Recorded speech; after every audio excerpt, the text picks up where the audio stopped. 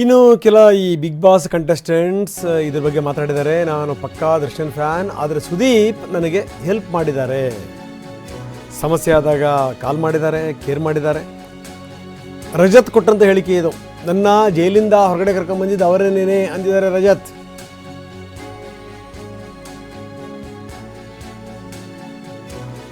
ನನ್ನ ಜೈಲಿನಿಂದ ಕರ್ಕೊಂಡ್ಬಂದರು ಅಂತ ಹೇಳಿದ್ದಾರೆ. ನಾನು ದರ್ಶನ್ ಅಭಿಮಾನಿ ಆಗಿದ್ರು ಕೂಡ ನನ್ನ ಆಚೆ ಕರ್ಕೊಂಡ್ಬಂದರು, ನಾನು ಇಬ್ಬರ ಅಭಿಮಾನಿ ಅಂತ ಕೂಡ ಈತ ಹೇಳಿರೋದು. ಬನ್ನಿ ನಮ್ಮ ಪ್ರತಿನಿಧಿ ಮಂಗಳಾ ಜೊತೆ ಮಾತಾಡಿದ್ದಾರೆ, ಏನು ಹೇಳ್ತಾರೆ ನೋಡೋಣ. ಸ್ಯಾಂಡಲ್ವುಡ್ನಲ್ಲಿ ಸ್ಟಾರ್ ವಾರ್ ಮತ್ತು ಫ್ಯಾನ್ಸ್ ವಾರ್ ಜೋರಾಗೆ ನಡೀತಿದೆ. D boss Darshan fans versus Kichcha Sudeep fans ಅನ್ನೋ ಥರ ಆಗಿರುವಂಥದ್ದು. ಸೊ ಈ ಬಗ್ಗೆ ಮಾತನಾಡೋದಕ್ಕೆ ನಮ್ಮ ಜೊತೆ ರಜತ್ ಅವರಿದ್ದಾರೆ. ಸೊ ಅವ್ರೇನು ಹೇಳ್ತಾರೆ ಅಂತ ನೋಡೋಣ. ಸರ್, 2 ದಿನ ಆಯಿತು ಆಚೆ ಬಂದು, ಸೊ ನೋಡ್ತಿದ್ದೀರಾ ಅಂತ ಅನಿಸುತ್ತೆ, ಏನೆಲ್ಲ ಆಗ್ತಿದೆ ಅಂತ ಹೇಳಿಬಿಟ್ಟು. ಫ್ಯಾನ್ಸ್ ವಾರ್ ಜೋರಾಗಿ ನಡೀತಿದೆ, ಏನು ಹೇಳ್ತೀರಾ ಅಂತ. ಮೇಡಮ್, ದಯವಿಟ್ಟು ಇದನ್ನು ಫ್ಯಾನ್ಸ್ ವಾರ್ ಅಂತ ಕರಿಬೇಡ್ರಿ. ಯಾಕಂದರೆ ನಮ್ಮ ಒಂದು ಕರ್ನಾಟಕದ ಆಸ್ತಿಗಳಿಬ್ರು, ದರ್ಶನ್ ಸರ್ ಆಗಿರಲಿ, ಸುದೀಪ್ ಸರ್ ಆಗಿರಲಿ, ಇದನ್ನು ಫ್ಯಾನ್ಗಳು ಸ್ವಲ್ಪ ಡೀಸೆಂಟ್ ರೀತಿಲಿ ಪೋರ್ಟ್ರೇ ಮಾಡಿದ್ರೆ ಚೆನ್ನಾಗಿರುತ್ತೆ ಅಂತ ನನಗನ್ಸುತ್ತೆ. ಯಾಕಂದರೆ ಅವ್ರ ಬಗ್ಗೆ ಮಾತಾಡೋಷ್ಟು ದೊಡ್ಡವ್ ನಾನಲ್ಲ. ಇವಾಗ ನಾನು ಅದನ್ನು ಸ್ಟೇಜ್ ಮೇಲೂ ಹೇಳಿದ್ದೆ. ಆ ಥರ ಹೇಳಬೇಕು ಅಂದಾಗ ನನ್ನ ಪ್ರತಿಯೊಬ್ಬರೂ ದರ್ಶನ್ ಸರ್ ಫ್ಯಾನು ಅಂತ ಹೇಳಿದ್ದಾರೆ. ಆಮೇಲೆ ಅದು ನಿಜ ಕೂಡ ಹೌದು. ಹಂಗಿದ್ದಾಗ ನನಗೆ ಒಂದು ಪ್ರಾಬ್ಲಮ್ ಆಗಿತ್ತು ಪರ್ಸ್ನಲಿ, ಏನೋ ಅರಿವು ಅದಾಗಿದ್ದಾಗ ನನ್ನ ಮನೆಗೆ 2 ಗಂಟೆ 3 ಗಂಟೆಗೆಲ್ಲ ಫೋನ್ ಮಾಡಿ ಮಿಡ್ ನೈಟು ಸುದೀಪ್ ಸರು ನಮ್ಮ ಹುಡುಗರು ಸೇಫ್ ಆಗಿದ್ದಾರೆ ಅಂತ ಮನೆಗೆ ವಿಷಯ ತಲುಪಿಸೋರ್ಗೂ ನಿದ್ದೆ ಮಾಡಿಲ್ಲ. ಆ ಥರ ಹೇಳಬೇಕು ಅಂದಾಗ ಒಬ್ಬ ದರ್ಶನ್ ಸರ್ ಫ್ಯಾನ್ನ ಕಾಪಾಡಿದ್ದು ಸುದೀಪ್ ಸರು. ಸೊ ಅವರಿಬ್ಬರು ನನಗೆ ತುಂಬ ಮುಖ್ಯ. ನನ್ನ ಜೀವನದಲ್ಲಿ ನಮ್ಮ ಅಪ್ಪ ಅಮ್ಮನ ಬಿಟ್ಟರೆ ತುಂಬ ಪ್ರೀತಿಸೋವಂಥ ಇಬ್ಬರು ವ್ಯಕ್ತಿಗಳು ಅಂದರೆ ಅವರೇ. ಸೊ ಇಬ್ಬರಿಗೂ ಒಳ್ಳೇದಾಗಲಿ. ಯಾರು ಇದನ್ನ ದೊಡ್ಡ ವಿಷಯ ಮಾಡೋದು ಬೇಡ ಅನ್ಸುತ್ತೆ ಮೇಡಮ್. ಡೆವಿಲ್ ಮಾರ್ಕ್ ಅಂತ ಅನ್ನೋದ್ರ ರಜತ್ ಚಾಯ್ಸ್ ಯಾವುದು ಅಂತ? Kannada cinema madam. ಹಂಗೆ ಹೇಳ್ಬೇಕು, ನಾನು ರಾಜಣ್ಣನ ಫ್ಯಾನು. ಅಲ್ಲಿಂದ ನಾನು ನೋಡ್ಕೊಂಬಂದಿರೋದು. ನಾನು ಕನ್ನಡದ ಸಿನಿಮಾ ಅಭಿಮಾನಿ ಮೇಡಮ್. ಯಾವ ಮೂವಿ ಚೆನ್ನಾಗಿದೆಯೋ ಆ ಮೂವಿ ನೋಡ್ತೀನಿ, ನನಗೆ ಇಷ್ಟ ಆಗಿಲ್ಲ ಅಂದರೆ ನಾನು ನೋಡೋಲ್ಲ. ಸೊ ಇಬ್ಬರು ಬಂದು ನಾನು ಆಗಲೇ ಹೇಳ್ದಂಗೆ ನನ್ನ ಕನ್ನಡ ಆಸ್ತಿ ಅವರಿಬ್ರು. ನಮ್ಮ ಮೂವಿ ಮೇಡಮ್ ಅದು ನಾವು ಎರಡೂ ನೋಡೋಣ. ಈಗ ಇವರಿಬ್ರು ಗಲಾಟೆ ಮಾಡ್ಕೊಳ್ತಿರೋದು ಎಲ್ಲೋ ಒಂದು ಕಡೆ ರಜತ್ ಅವ್ರನ್ನ ಅಡಕತ್ತರಿಯಲ್ಲಿ ಸಿಗಾಕೊಳ್ಳೋ ಆಗಿ ಮಾಡಿದೆ ಅಂತ ಅನ್ಸುತ್ತೆ. ಯಾಕಂದರೆ ಯಾರ ಪರ ವಹಿಸಬೇಕು ಅನ್ನೋದೇ ರಜತ್ ಅವ್ರಿಗೆ ಕನ್ಫ್ಯೂಸ್ ಆಗ್ತಿದೆ ಅಂತ ಅನಿಸುತ್ತೆ. ಯಾಕಂದರೆ ಸುದೀಪ್ ಅವ್ರು ಮಾತಾಡಿದ್ದು ನೋಡಿದ್ರಿ, ಒಂದು ಪಡೆ ನನಗೆ ಯುದ್ಧಕ್ಕೆ ಸಿದ್ಧ ಆಗಿದ್ದೀನಿ ಅಂತ ಹೇಳ್ತಾರೆ. ಇನ್ನು ವಿಜಯಲಕ್ಷ್ಮಿ ಅವರು ದರ್ಶನ್ ಸರ್ ಡೈಲಾಗ್ ಹೇಳ್ತಾರೆ, ಯಾರು ನೊಂದ್ಕೋಬೇಡಿ, ಬೇಜಾರು ಮಾಡ್ಕೋಬೇಡಿ, ಈ ಥರದಕ್ಕೆಲ್ಲ ತಲೆ ಕೆಡಿಸ್ಕೋಬೇಡಿ, ಅವರು ದರ್ಶನ್ ಸರ್ ಆಚೆ ಇದ್ದಾಗ ಮಾತಾಡ್ತಾ ಇರಲಿಲ್ಲ, ಈಗೆಲ್ಲ ಮಾತಾಡ್ತಿದ್ದಾರೆ ಅಂತ ಹೇಳ್ಬಿಟ್ಟು. ಸೊ ಯಾರ್ದು ಸರಿ ಯಾರ್ದು ತಪ್ಪು ಅಂತ ಅನ್ನಿಸ್ತು ಅಂತ ಮೇಡಮ್. ಅವರಿಬ್ಬರ ಬಗ್ಗೆ ಮಾತಾಡೋದು ದೊಡ್ಡವ ನನ್ನ. Darshan sir Sudeep sir fans ನಡುವೆ ಜಗಳ ಆಗೋದಕ್ಕೆ ಇದು ಒಂದು ಕಾರಣ. ಬಿಗ್ ಬಾಸ್ ಮನೆಯಲ್ಲಿ ಡೆವಿಲ್ ಸಿನಿಮಾ ರಿಲೀಸ್ ಆಯಿತು, ಗಿಲ್ಲಿಗೆ ಡೆವಿಲ್ ಟ್ರೈಲರ್ ಆಗಲಿ ಏನೂ ಆಗಲಿ ತೋರಿಸಿಲ್ಲ.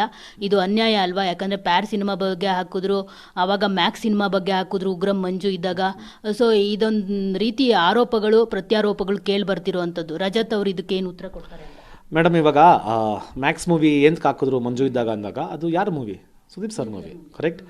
ಆಮೇಲೆ ಪ್ಯಾರ್ ಮೂವಿ ಅವ್ರ ಪ್ರಮೋಷನ್ಗೆ ಬಂದಿದ್ದು, ಅದಕ್ಕೂ ಇದಕ್ಕೂ ಸಂಬಂಧನೇ ಇಲ್ಲ. ಆಮೇಲೆ ಇವಾಗ ಯಾರ್ದೋ ಒಂದು ಇವಾಗ ಸುದೀಪ್ ಸರ್ ಹೋಸ್ಟ್ ಮಾಡ್ತಾ ಇರ್ತಾರೆ, ಅದು ಟೀಮ್ ಅವ್ರಿಗೆ ಗೊತ್ತು ದರ್ಶನ್ ಸರ್ಗೂ ಸುದೀಪ್ ಸರ್ಗೂ ಒಂಥರ ಜಗಳ ಆಗಿದೆ ಅಂತ. ಮೇಡಮ್, ಸುದೀಪ್ ಸರ್ ಯಾವತ್ತೂ ಹೇಳಿಲ್ಲ ಇದನ್ನು ಪೋಸ್ಟ್ ಮಾಡಿ ಅದನ್ನು ಪೋಸ್ಟ್ ಮಾಡಿ ನನ್ನ ಮೂವಿ ಪ್ರಮೋಷನ್ ಕೊಡ್ರಿ, ಇಲ್ಲ ನನ್ನ ಮೂವಿನೇ ಹೆಸರು ಮಾಡ್ರಿ, ಇಲ್ಲ ಮತ್ತೊಂದು ಯಾವತ್ತೂ ಸುದೀಪ್ ಸರ್ ಮಾತಾಡಿಲ್ಲ. ಟೀಮ್ ಅವ್ರಿಗೆ ಧೈರ್ಯ ಇರಲ್ಲ. ದರ್ಶನ್ ಸರ್ದು ಅಲ್ಲಿ ಟ್ರೈಲರ್ ಲಾಂಚ್ ಮಾಡೋಕ್ಕೆ ಟೀಮ್ ಅವ್ರಿಗೆ ಧೈರ್ಯ ಇರಲ್ಲ. ಆಮೇಲೆ ಅದನ್ನು ಕೇಳೋಕ್ಕೂ ಆಗಲ್ಲ madam. Because Sudeep sir is the face of the show. ಅವರು ತುಂಬಾ ಆ ಸ್ಟೇಜಲ್ಲಿ ನಿಂತ್ಕೊಂಡು ಎಲ್ಲ ಮಾತಾಡೋವಾಗ ಅದಾಗೋದು ಇಲ್ಲ. ಆಮೇಲೆ ನಾವು ಅದನ್ನು ಎಕ್ಸ್ಪೆಕ್ಟು ಮಾಡೋಕ್ಕಾಗಲ್ಲ. ಆಮೇಲೆ ಅಲ್ಲಿ ಪ್ರಮೋಷನ್ ಮಾಡಿದ ತಕ್ಷಣ ಏನೋ ಮೂವಿಗೆ ಹೈಪ್ ಬರುತ್ತೆ ಅಂತಲ್ಲ, ದರ್ಶನ್ ಸರ್ ಆಗಲೇ ಮಸ್ತಾಗವ್ರೆ. ಸೊ ಇಟ್ ಡಸಂಟ್ ಮ್ಯಾಟರ್ ಅನ್ಸುತ್ತೆ ನನಗೆ. ಇರೋರು 3 ಮತ್ತೊಂದು ಜನ ಹೀರೋಗಳು ಜೊತೆಗೆ ನೋಡಿದ್ರೆ ಮಾರ್ಕೆಟು ಕೂಡ ತುಂಬ ಚಿಕ್ಕದು. ಉಳಿದ್ರೆ ಸಾಕಪ್ಪ ದೇವ್ರೆ ಅಂತ. ಯಾಕಂದರೆ ಯಾವ್ಯಾವ ಸಿನಿಮಾಗಳು ಬಿಡುಗಡೆ ಆಗ್ತಾವಲ್ಲ, ಹಿಟ್ಟಾಗಬೇಕು ಅಂತಲೇ ಜನ ಬಯಸ್ತಾ ಇರೋದು. ಅದು ಡೆವಿಲ್ ಆಗಿರ್ಬೋದು, ಅದು ಕಿಚನ್ ಸಿನಿಮಾ ಆಗಿರ್ಬೋದು, ಮಾರ್ಕ್ ಆಗಿರ್ಬೋದು, ಅಥವಾ 45 ಬರ್ತಾ ಇದೆಯಲ್ಲ ಅದಾಗಿರ್ಬೋದು. ಯಾಕಂದರೆ ಕನ್ನಡ ಚಿತ್ರರಂಗ ಉಳಿಬೇಕಾಗಿದೆ. ನೋಡಿ, ಈ ಹೀರೋಗಳು ಅವರೆಲ್ಲ ಒಳ್ಳೆ ಸ್ಥಿತಿನಲ್ಲಿದ್ದಾರೆ, ಇಲ್ಲ ಅನ್ನಲ್ಲ. ಆದರೆ ಎಷ್ಟು ಜನ ಅದನ್ನು ಅವಲಂಬನೆ ಮಾಡಿದ್ದಾರೆ ಇಡೀ ಕನ್ನಡ ಚಿತ್ರರಂಗವನ್ನು. ಸಾವಿರಾರು ಕುಟುಂಬಗಳಿವೆ ಇದಕ್ಕೆ ಸಂಬಂಧಪಟ್ಟಂಗೆ. ಅವ್ರು ಬದುಕಬೇಕು ಅಂತಂದರೆ ಇವರೆಲ್ಲರ ಚಿತ್ರಗಳಿಗೆ ಗೆಲ್ಲಬೇಕು. ಇಲ್ಲ ಅಂತಂದರೆ ಈ ರೀತಿ ಆಗೋಗ್ಬಿಟ್ರೆ ಈ ರೀತಿ ವೈಮನಸ್ಸುಗಳು, ಈ ರೀತಿ ಸ್ಟೇಟ್ಮೆಂಟ್ಗಳು, ಈ ರೀತಿ ಯುದ್ಧಗಳು, ಈ ರೀತಿ ಪೈರಸಿಗಳು ಇದೆಲ್ಲ ಆಗಿಬಿಟ್ರೆ ಮುಳುಗೋಗ್ಬಿಡುತ್ತೆ ಚಿತ್ರರಂಗ. ಅದನ್ನು ಅರ್ಥ ಮಾಡ್ಕೋಬೇಕು. ಇನ್ನು ಸುದೀಪ್ ಅವರ ಮ್ಯಾನೇಜರ್ ಚಂದ್ರಚೂಡ್ ಮಾತಾಡಿದ್ದಾರೆ, ಯುದ್ಧ ಶುರು ಮಾಡಲೇಬೇಕು ಅಂಥ ಒಂದು ಅನಿವಾರ್ಯ ಸ್ಥಿತಿ ಇದೆ. ಸುದೀಪೇ ಇರಲಿ ಯಾರೇ ಇರಲಿ ಯುದ್ಧ ಮಾಡಬೇಕು ಹಂಗಿದೆ. ಇದು ಚಂದ್ರಚೂಡ್ ಅವರ ಮಾತು. ಯಾವ ಪಡೆ ಏನು ಯುದ್ಧ ಅನ್ನುವಂಥದ್ದು ಗೊತ್ತಾಗಬೇಕು. ಸ್ಪಷ್ಟನೆ ತಗೊಂಡ್ರೆ ಅದ್ರ ಬಗ್ಗೆ ಗೊತ್ತಾಗುತ್ತೆ. ಡೆವಿಲ್ ಸಿನಿಮಾಗೂ ಕೂಡ ಪೈರಸಿ ಕಾಟ ಇತ್ತು ಅಂತ ಚಂದ್ರಚೂಡ್ ಹೇಳಿದ್ದಾರೆ. ಕನ್ನಡ ಚಿತ್ರರಂಗದಲ್ಲಿ fan war, star war, Kichcha Sudeep ಅವರು ನಮ್ಮ ಮನೆಯ ಅಣ್ಣ, ನಮ್ಮ ಅಣ್ಣ ಅವರು ಇನ್ನೊಬ್ಬ ನಟರ ಬಗ್ಗೆ ಮಾತನಾಡಿಬಿಟ್ರು. ಅವರಿಗೆ ಟಾಂಗ್ ಕೊಟ್ಬಿಟ್ರು, ಇವರಿಗೆ ಟಾಂಗ್ ಕೊಟ್ಬಿಟ್ರು, ಈ ಪಡೆಗೆ ಟಾಂಗ್ ಕೊಟ್ರು, ಯುದ್ಧ ಸಾರ್ತೀನಿ ಅಂತ ಹೇಳಿದ್ರು. ಇದೆಲ್ಲ ಬರ್ತಾ ಇದೆ. ಒಂದಷ್ಟು ಚರ್ಚೆಗಳು, ವಿರೋಧಾಭಾಸಗಳು ಎಲ್ಲ ದೊಡ್ಡದಾಗಿ ನಡೀತಾ ಇರೋದ್ರಿಂದ ಸ್ಪಷ್ಟನೆ ಅಂತೇನಲ್ಲ, ತಿಳುವಳಿಕೆ ಕೊಡೋಣ ಅಂತ ಅಷ್ಟೇ. ಆ ಸಿನಿಮಾ ಓಡಬಾರ್ದು, ಜನರಿಗೆ ತಲುಪಬಾರ್ದು ಅನ್ನೋ ಕಾರಣಕ್ಕೆ ತುಂಬಾ ಅತ್ಯಂತ ವ್ಯವಸ್ಥಿತವಾದ ಒಂದು ಮಾಫಿಯಾ ತರ, ಒಂದು ಲಾಬಿ ತರ, ಒಂದು ಭಯೋತ್ಪಾದಕರ ತರ, ಸಿನಿಮಾ ಜಗತ್ತಿನ ಭಯೋತ್ಪಾದಕರ ತರ ವರ್ತಿಸುತ್ತೆ. ಆ ಪಡೆಯ ವಿರುದ್ಧ